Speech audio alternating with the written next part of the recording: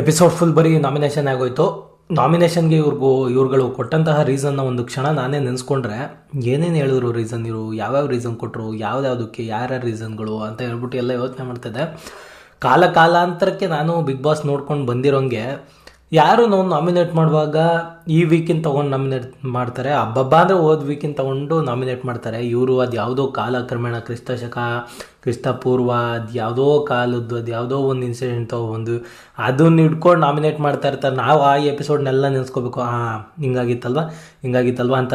ನಮಗೆ ಗೊತ್ತಿಲ್ದಂಗೆ ಅಲ್ಲೇನೋ ನಡೆದಿರುತ್ತೆ, ಅದನ್ನೂ ಯಾವುದೋ ಹಾಕೊಂಡು ರುಬ್ತಾ ಇರ್ತಾರೆ, ಅದನ್ನು ತೋರಿಸಿರಲ್ಲ ನಮಗೆ, ಅದನ್ನು ಬೇರೆ ಹೇಳ್ತಾ ಇರ್ತಾರೆ, ಅದೇ ಗೊತ್ತಾಗಲ್ಲ ನಮಗೆ. ಸೊ ಏನಪ್ಪ ರೀಸನ್ಗಳು, ಏನು ಕೊಡ್ತವ್ರೆ ಇವರು, ಯಾವ ಕಾಲದ ಕೊಡ್ತವ್ರೆ, ಈ ವೀಕಿಂದು ಇವಾಗ ಏನಾರ ಕೊಡ್ರಪ್ಪ ಅಂದರೆ ಅವನು ನಾಮಿನೇಟ್ ಮಾಡ್ದೆ, ಇವ್ರು ಹೋಗಿ ಅವ್ರನ್ನ ನಾಮಿನೇಟ್ ಮಾಡಿದ್ರು. ಆ ರೀಸನ್ಗಳು ಎಷ್ಟು ಸಿಲ್ಲಿ ರೀಸನ್ಗಳಂದರೆ ಆ ಒಂದು ಅರ್ಥ ಇಲ್ಲ ಪರ್ತಾ ಇಲ್ಲ ಗುರು. ಒಂದೊಂದು ರೀಸನ್ನಿಗೂ ಏನು ಅರ್ಥನೇ ಇಲ್ಲ. ಅದಕ್ಕೆ ಸುಮ್ಮನೆ ಹೇಳ್ಬೇಕು, ಏನೋ ಒಂದು ಹೇಳೋದು, ಇಲ್ಲ ಆಟದ್ದು ಹಿಂಗಾಯ್ತು ಅದನ್ನೂ ಹೇಳಂಗಿಲ್ಲ. ಅಲ್ಲಿಗೆ ಎಷ್ಟು ಒಳ್ಳೊಳ್ಳೆ ರೀಸನ್ಸ್ ಇರುತ್ತೆ. ನಾಮಿನೇಟ್ ಮಾಡೋಕೆ ಅಲ್ಲೇ ಕೂತಿರ್ತಾರೆ. ಇವ್ರ ಮೈಂಡಲ್ಲಿ ಏನಿರುತ್ತೆ ಗೊತ್ತಾ, ನಾಮಿನೇಟ್ ಆಗೋರು ನಾಮಿನೇಟಿಗೆ ಅರ್ಹತೆ ಇರೋರಲ್ಲ. ನಾಮಿನೇಟ್ ಆಗೋರು ಯಾರಂದರೆ ಎಲ್ಲರೂ, ಯಾರ್ಯಾರು ಕ್ಯಾಪ್ಟನ್ ಇಲ್ವೋ, ಕ್ಯಾಪ್ಟನ್ ನಾಮಿನೇಟ್ ಮಾಡೋಕ್ಕಾಗಲ್ವ, ಇಲ್ಲ ಅವ್ರನ್ನೂ ಮಾಡ್ಬಿಟ್ಟಿರ್ತಾರೆ ಆಯಿತಾ.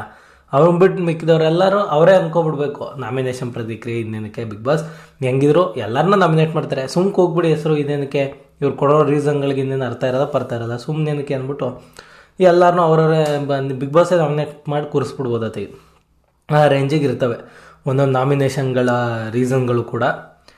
ಏನು ಅವಶ್ಯಕತೆ ಇಲ್ಲ, ಎಲ್ಲ ಸಿಲ್ಲಿ. ಆಮೇಲೆ ಸ್ಟಾರ್ಟಿಂಗಲ್ಲಿ ಒಂದಷ್ಟು ಇನ್ಸಿಡೆಂಟ್ ಆಗುತ್ತೆ. ಏನಂದರೆ ಚೈತ್ರ ಅವರ ಟೀಮ್ಗೆ ಗೋಳು ಇಕ್ಕೊಳಕ್ಕೆ ಅಂತ ಹೇಳ್ಬಿಟ್ಟು ಅವರ ಕಾಸ್ಟ್ಯೂಮ್ಸ್ ಎಲ್ಲ ಎತ್ಕೊಂಡು ಹೋಗ್ಬಿಟ್ಟು ಕ್ಯಾಪ್ಟನ್ ಬೊಬ್ಬೆ ಅವರ ರೂಮಲ್ಲಿ ಯಾವುದೋ ಒಂದು ಪೆಟ್ಟಿಗೆ ಹಾಕ್ಬಿಟ್ಟು ಇಡ್ತಾರೆ. ಇವರು ಬೇರೆ ಕಾಸ್ಟ್ಯೂಮ್ನೇ ಹಾಕ್ಬಿಟ್ಟು ಜೈ ಮಕ್ಕಳಮ್ಮ ಅಂತ ಹೇಳ್ಬಿಟ್ಟು ತಿಳಿಸ್ಬಿಟ್ರು. ಇವ್ರಿಗೆ ಬೇರೆ ಏನು ಹೇಳೋಕ್ಕೆ ಆಯ್ತಲ್ಲ, ಪ್ಲ್ಯಾನ್ ಎಲ್ಲ ಉಲ್ಟಂಪಲ್ಟ ಆಯ್ತಲ್ಲ. ಮಾತ್ರ ಹೆವಿ ರೋದನೆ ಕೊಟ್ಟರು, ಅವರು ಹಂಗೆ ಕೊಟ್ಟರು, ಇವರು ಹಂಗೆ ಕೊಟ್ಟರು. ಒಳ್ಳೆ ರೋದನೆ ಕುಳೆ ಚೆನ್ನಾಗಿತ್ತು. ಮಧ್ಯದಲ್ಲಿ ಸ್ವಲ್ಪ ಫನ್ನು ಎಲ್ಲ ಚೆನ್ನಾಗಿತ್ತು. ಮಂಜಣ್ಣಂಗೆ ರೇಗಿಸಿದಂತು ಸಿಕ್ಕಾಪಟ್ಟೆ ಸಗದಾಗಿತ್ತು. ಮಂಜಣ್ಣಂಗೆ ಮನಸ್ಸಲ್ಲೇ ಅದು ಎಷ್ಟು ಅದು ಮಿಡ್ಕೊಂತು, ಒಳಗಡೆ ಹೇಳೋಕ್ಕಾಗಲ್ಲ, ಬಿಡೋಕ್ಕಾಗಲ್ಲ, ಏನಿಲ್ಲ. ಆ್ಯಂಡ್ ಓವರ್ ಆಲ್ ಈ ವೀಕ್ ಟಾಸ್ಕ್ ಆ್ಯಕ್ಚುಲಿ ಮಜಾ ಇತ್ತು, ಚೆನ್ನಾಗಿ ಡಿಸೈನ್ ಮಾಡಿದರು. ಸೊ ಹೋಪ್ ನಿಮ್ಮೆಲ್ಲರಿಗೂ ವಿಡಿಯೋ ಇಷ್ಟ ಆಗಿದೆ ಅಂತ ಅಂದ್ಕೊತೀನಿ. ಹಂಗೆ ಈ ಸ್ಟಾರ್ಸು ಕೊಡೋದು ಅದು ಏನಪ್ಪ ಅವ್ರಿಗೆ ಕೊಡೋಕ್ಕೆ, ಫಸ್ಟ್ ಆಫ್ ಆಲ್ ಕೊಡೋಕ್ಕೆ ಮನಸ್ಸಿರಲ್ಲ, ನಾವ್ಯಾಕೆ ಅವ್ರಿಗೆ ಕೊಡಬೇಕು ಅಂತ ಇರುತ್ತೆ. ಬಟ್ ಈ ಥರ ಪರೀಕ್ಷೆಗಳೆಲ್ಲ ಏನು ಮಾಡ್ತಾರೆ ಅಂದರೆ ನೋಡೋ ಜನಗಳು ಇರ್ತಾರೆ, ಜನ ನೋಡ್ತಾರೆ ಆಯಿತಾ. ನಾವು ಜನನ ಕೊಡಬೇಕು ಅಂತಲೂ ಮನಸ್ಸಿಂದ ಬರುತ್ತೆ. ಬಟ್ ಸ್ಟಿಲ್ ಅದನ್ನು ಕೂಡ ಕಂಟ್ರೋಲ್ ಮಾಡಿಕೊಂಡು ಇವಾಗ 100% ಮಾಡೋಕ್ಕೆ ಜಾಗಕ್ಕೆ 50% ಕೊಡ್ತಾರೆ. ಫಸ್ಟ್ ಆಫ್ ಆಲ್ ಅವ್ರು ಮಾಡೋದೇ ಹಂಗೆ. ಇವಾಗ ಅವನಿಗೆ 2 ಸ್ಟಾರ್ ಡಿಸರ್ವ್ ಇರ್ತಾನೆ, ಅದರಲ್ಲಿ ಅದು ಇದು ರೀಸನ್ ಹುಡುಕಿ ಅವ್ರನ್ನ 1 ಸ್ಟಾರ್ ಇರ್ತಾನೆ. 1 ಸ್ಟಾರಲ್ಲಿರೋರನ್ನ, 1 ಸ್ಟಾರ್ ಡಿಸರ್ವಿಂಗ್ ಇರೋರನ್ನ 0 ಸ್ಟಾರ್ ಮಾಡಿಬಿಡ್ತಾರೆ. ಇದು ಇವ್ರು ಕೊಡೋದು ಆಯಿತಾ. ಯಾರಾದರೂ ಅಷ್ಟೇ, ಇವರು ಮಾಡ್ಕೊಂಬರ್ತಾರೆ, ಉಸ್ತುವಾರಿಲಾಗ್ಬೋದು, ಏನೇ ಯಾವುದ್ರಲ್ಲೇ ತಗೊಂಡ್ರು ಇವ್ರು ಆಲ್ರೆಡಿ 50% ಬಂದ್ಬಿಟ್ಟಿರ್ತಾರೆ, 100% ಇರಲ್ಲ. ಇವಾಗ ನಾವೇನೋ ಒಂದು 100% ಕೆಲಸ ಮಾಡಬೇಕಾಗಿರುತ್ತೆ ಅಂದರೆ ಆಲ್ರೆಡಿ ಇವ್ರು 50% ಇರ್ತಾರೆ.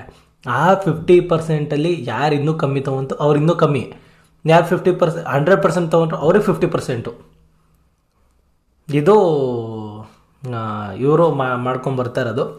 ಆರಾಮಾಗಿ ನೋಡಿದ ತಕ್ಷಣ ಗೊತ್ತಾಗ್ಬಿಡುತ್ತೆ. ಇನ್ನೇನು ಅವ್ರನ್ನವರು ಕಮ್ಮಿ ಮಾಡ್ಕೊಳ್ಳೋಕೆ ಯಾರು ನೋಡ್ತಾರೆ. ಸೊ ಇಷ್ಟು ಎಪಿಸೋಡ್ ಬಗ್ಗೆ ಆಗಿತ್ತು. ಹೋಪ್ ನಿಮ್ಮೆಲ್ಲರಿಗೂ ವಿಡಿಯೋ ಇಷ್ಟ ಆಗಿದೆ ಅಂತ ಅಂದ್ಕೊತೀನಿ. ವಿಡಿಯೋ ಇಷ್ಟ ಆಗಿದ್ರೆ ಚಾನಲ್ನ ಸಬ್ಸ್ಕ್ರೈಬ್ ಮಾಡ್ಕೊಳ್ಳಿ, ವಿಡಿಯೋ ಲೈಕ್ ಮಾಡಿ, ಇಲ್ಲ ಡಿಸ್ಲೈಕ್ ಆದರೂ ಮಾಡಿ, ಏನಾದರೂ ಒಂದು ಮಾಡಿ ಹಾಗೆ ಹೋಗ್ಬಿಡಿ ಅಂತ ಹೇಳಕ್ಕೆ ಇಷ್ಟಪಡ್ತಾ ಥ್ಯಾಂಕ್ಸ್ ಫಾರ್ ವಾಚಿಂಗ್.